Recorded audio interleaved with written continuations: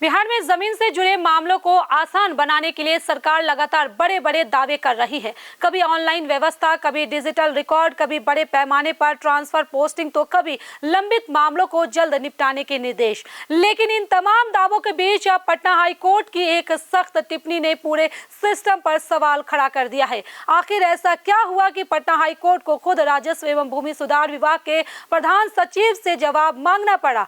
क्यों एक साधारण म्यूटेशन यानी कि दाखिल खारिज के मामले में लोगों को हाई कोर्ट तक जाना पड़ा? और कोर्ट ने सरकार से अगस्त तक क्या रिपोर्ट मांगी है? आइए विस्तार से समझते हैं।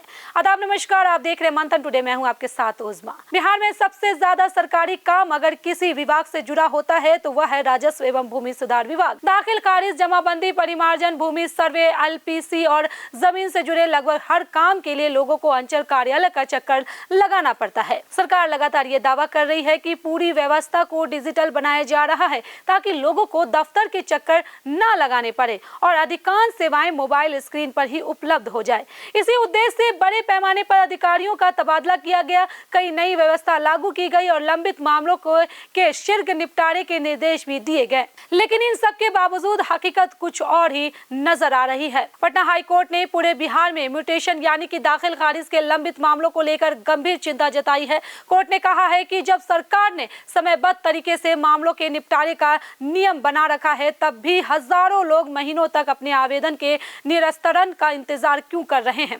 सबसे बड़ा सवाल है कि अगर एक सामान्य नागरिक को सिर्फ दाखिल खारिज कराने के लिए हाई कोर्ट तक का दरवाजा खटखटाना पड़े तो यह प्रशासनिक व्यवस्था पर गंभीर सवाल खड़ा करता है। दरअसल यह पूरा मामला समस्तीपुर जिला के ताजपुर क्षेत्र के एक आवेदक की है। याचिका से जुड़ा है। याचिकाकर्ता ने अदालत को बताया कि उसने म्यूटेशन के लिए आवेदन किया था, लेकिन महीनों तक उसका काम नहीं हुआ। वह बार बार अंचल कार्यालय गया, अधिकारियों से मिला, लेकिन हर बार उसे अलग अलग कारण बताकर वापस भेज दिया गया। नतीजा ये हुआ कि समय भी बर्बाद हुआ, पैसे भी खर्च हुए और आखिरकार न्याय पाने के लिए उसे हाई कोर्ट का सहारा लेना पड़ा। इस पूरे मामले की सुनवाई के दौरान पटना हाई कोर्ट ने कड़ी टिप्पणी करते हुए कहा कि अगर इतने छोटे प्रशासनिक मामलों के लिए किसी नागरिक को हाई कोर्ट आना पड़े तो यह बेहद चिंताजनक स्थिति है। अदालत ने साफ कहा है कि ऐसी व्यवस्था आम लोगों को अनावश्यक परेशानी में डाल रही है।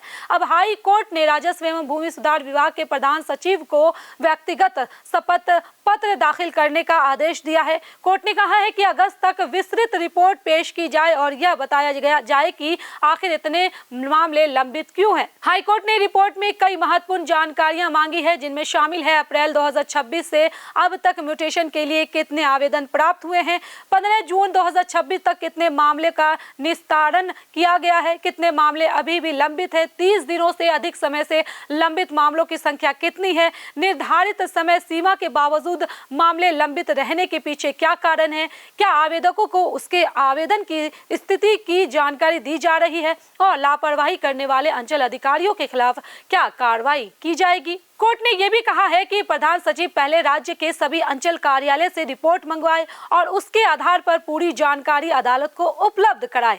यानी अब हर अंचल कार्यालय को अपने लंबित मामलों का पूरा हिसाब देना होगा। दरअसल बिहार सरकार पिछले कुछ समय से राजस्व विभाग में बड़े बदलाव करने की कोशिश कर रही है। डिजिटल रिकॉर्ड, ऑनलाइन आवेदन, समयबद्ध सेवा, विशेष भूमि सर्वे और पारदर्शिता जैसे कई कदम उठाए गए हैं। लेकिन यदि जमीन पर लोगों को अभी भी महीनों तक दफ्तरों के चक्कर लगाने पड़ रहे हैं तो यह साफ संकेत है कि व्यवस्था में अभी भी कई स्तर पर सुधार की जरूरत है। जमीन से जुड़े मामले किसी भी परिवार के लिए बेहद महत्वपूर्ण होते हैं। दाखिल खारिज में देरी का मतलब है कि व्यक्ति अपनी जमीन का पूरा कानूनी लाभ नहीं ले पा रहा।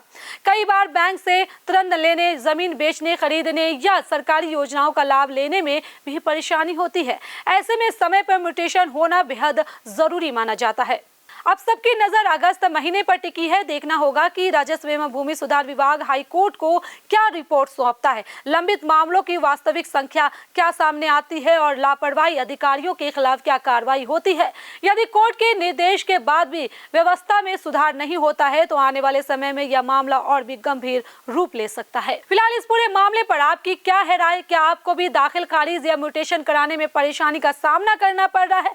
अपनी राय हमें कमेंट बॉक्स में जरूर बताएं। चलिए फिलहाल इस खबर में बस इतना ही। बिहार की ऐसी राजनीतिक खबरों के लिए बने रहे मंथन टुडे के साथ साथ ही हमारे चैनल को लाइक करें, सब्सक्राइब करें, फॉलो करें और निष्पक्ष पत्रकारिता देखना है तो देखते रहे मंथन टुडे। बहुत बहुत शुक्रिया।